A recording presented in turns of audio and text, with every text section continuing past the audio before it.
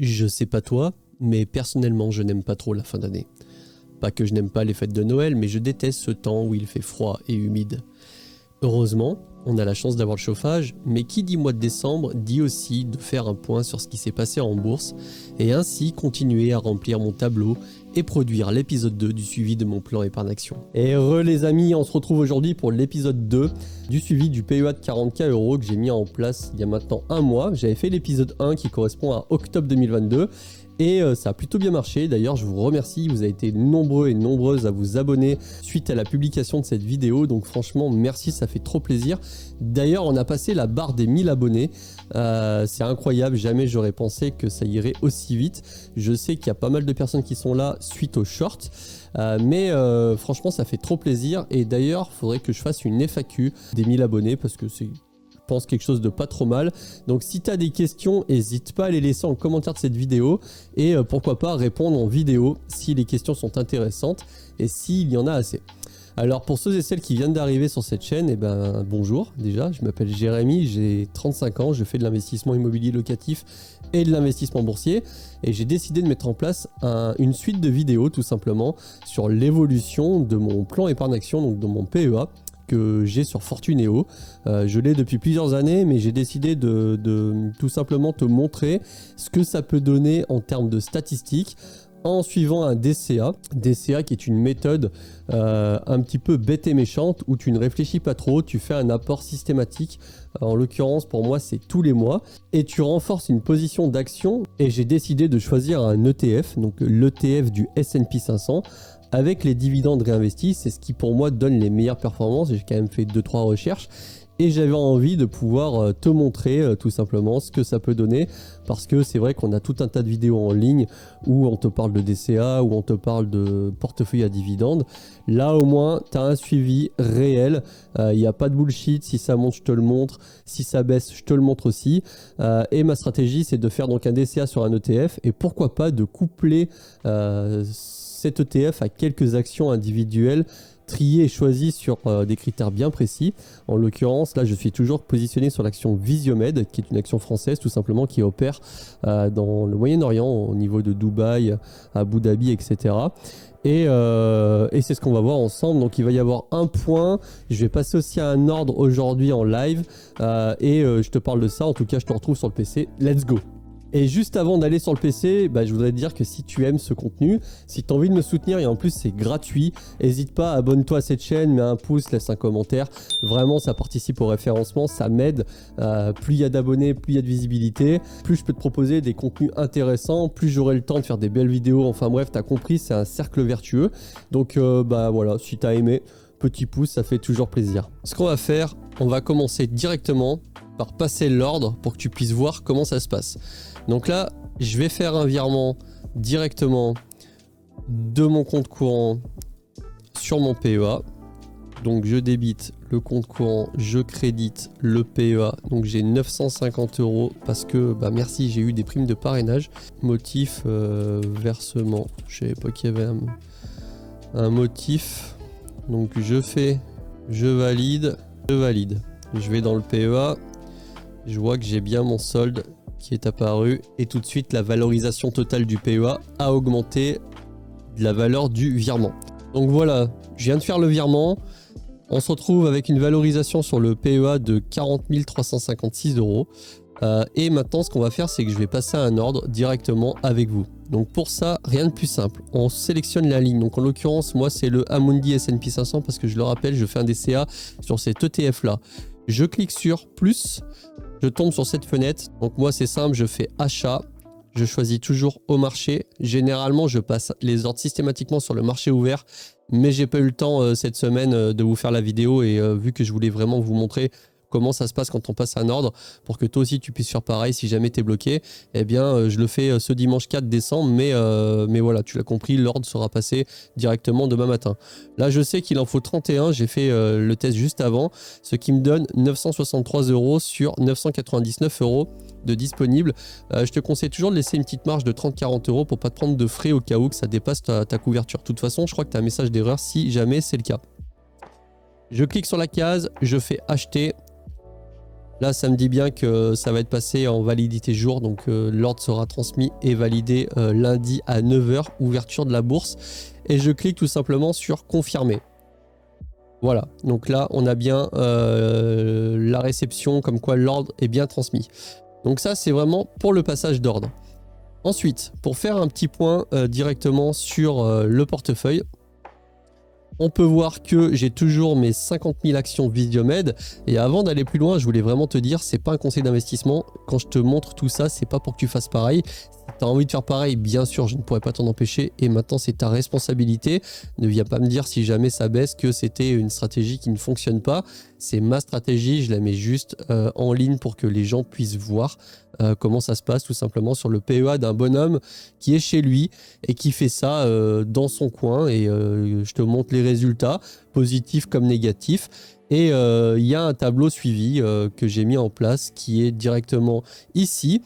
Et j'ai déjà montré ce tableau d'ailleurs dans l'épisode 1. Si tu l'as pas vu, bah, tu pourras aller voir la vidéo.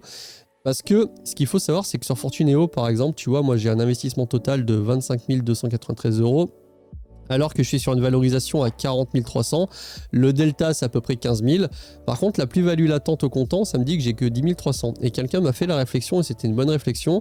C'est parce que sur Fortuneo, si je m'amuse par exemple à vendre la ligne Visiomed dans laquelle j'ai un peu plus de 10 000 € de plus-value latente, eh bien, ça va tout simplement s'annuler de cette valeur-là. Et j'aurai même une moins-value de moins quelque chose qui correspondra globalement à la moins-value que j'ai directement sur la ligne en cours.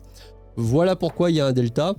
Maintenant, moi, je fais un suivi par tableau, comme je te le disais, puisque j'aime bien. Ça me permet d'avoir les performances. En l'occurrence, sur le tableau, je le mets à jour depuis le 1er janvier 2020. Je mets systématiquement l'apport que j'ai fait afin que je sache combien j'ai mis depuis le début sans trop galérer à refaire tous les comptes, tu sais.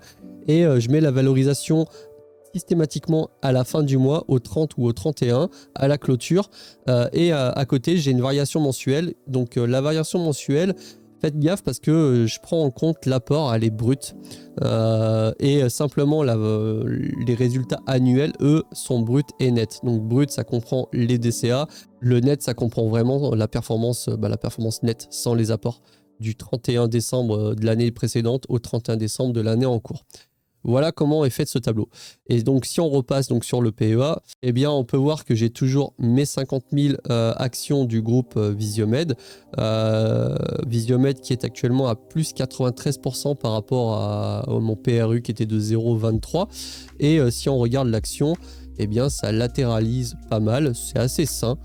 Ça monte, ça descend, mais globalement, si on se met depuis 3 mois, on voit que voilà, ça latéralise, ça monte, ça baisse. Depuis un mois, globalement, ça n'a même pas spécialement bougé. Ça a peut-être monté un tout petit peu. Et par rapport à l'ETF, par contre, ce qui est intéressant sur l'ETF, c'est que autant l'ETF latéralise et c'est pas trop violent. Si on regarde depuis un an, on va avoir une valeur à 31 935 ici, alors que là on est à 31 07. On voit que la courbe est assez plane. Alors que le marché, lui, eh bien, on voit bien que c'est à moins 11% et que globalement la tendance est baissière. Ça, c'est la force vraiment des trackers, des ETF avec les dividendes réinvestis et c'est pour ça que j'aime bien. Et d'ailleurs, au début, je faisais pas ça et j'avais des performances qui étaient beaucoup moins importantes. Voilà pour cette partie-là. Et il y a un internaute qui m'a posé une question très intéressante, c'est qu'il était bloqué par son profil investisseur et ça lui bloquait tout simplement l'accès aux actions, etc. Pour ça, c'est simple, on va en haut à droite au niveau de votre compte, vous faites clic sur la petite flèche, profil et paramètres. On tombe sur cette page, on va dans profil investisseur et là vous avez deux moyens vraiment de bypasser le truc. Le premier moyen, c'est la force brute. Vous cliquez sur profil investisseur bourse, vous faites plus. Vous faites forcer les autorisations et vous pouvez forcer directement les autorisations de tout ce que vous voulez. Et ensuite, il y a un message comme quoi que ça n'engage que vous si vous perdez de l'argent tout simplement en ayant fait des erreurs, c'est votre problème. Et ensuite, il y a aussi le profil investisseur classique où eh bien, faut faire tout simplement des sélections par rapport à des questions qu'on vous pose. Donc si tu n'as pas envie de t'embêter la vie, je vais te mettre les questions ici, puis tu pourras faire tout simplement pause sur la vidéo pour que tu puisses remplir un petit peu ce qui se passe. Donc on va avoir ces questions, je les passe parce que sinon c'est vraiment trop chiant. Tu feras pause et on va avoir ça et ça. Et ensuite tu fais suivant. Moi, je vais pas le modifier. Et normalement, ça devrait te débloquer les accès. Et puis, comme je te le disais, si vraiment tu as un problème, tu forces. Et puis, tu peux avoir directement tes lignes. Mais attention, il faut bien que tu saches ce que tu fais. On retourne sur le PEA. Donc, le PEA, pour faire un point vite fait, au 31 octobre, on avait clôturé à 39 283 €. Et en novembre, on est à 39 590 €, sachant que j'ai fait un apport de 500 €. Donc techniquement, on a perdu un peu d'argent sur le PEA. C'est pas très grave parce que de toute façon, les marchés sont en train de baisser en ce moment, ou en tout cas, ça latéralise fortement. Maintenant, le fait que j'ai mis un apport, on a l'impression que c'est monté. Psychologiquement, ça donne cet effet-là, mais c'est pour ça qu'un tableau est important, et c'est pour ça que c'est bien de suivre aussi ces valeurs. En tout cas, moi, je le fais comme ça.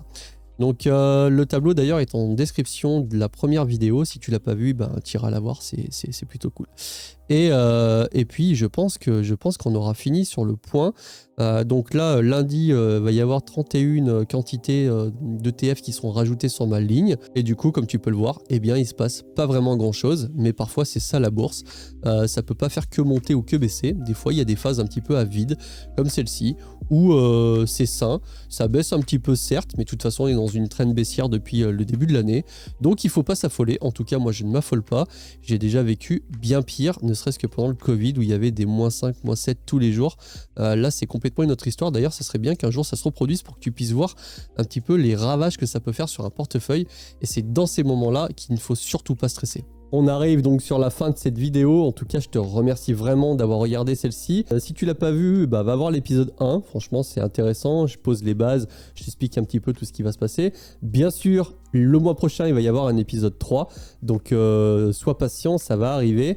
Et pour finir, si tu l'as pas vu, donc j'ai fait une vidéo sur le portefeuille mis en place par Charles Gave, qui est un portefeuille qui diverge un peu de ce qu'on a l'habitude de voir, mais c'est vraiment très intéressant. Si tu l'as pas vu, le lien est juste ici. Franchement, va la voir, ça vaut le coup d'œil. Moi, je te souhaite une bonne fin de journée. Je te dis à la prochaine. Salut les bros.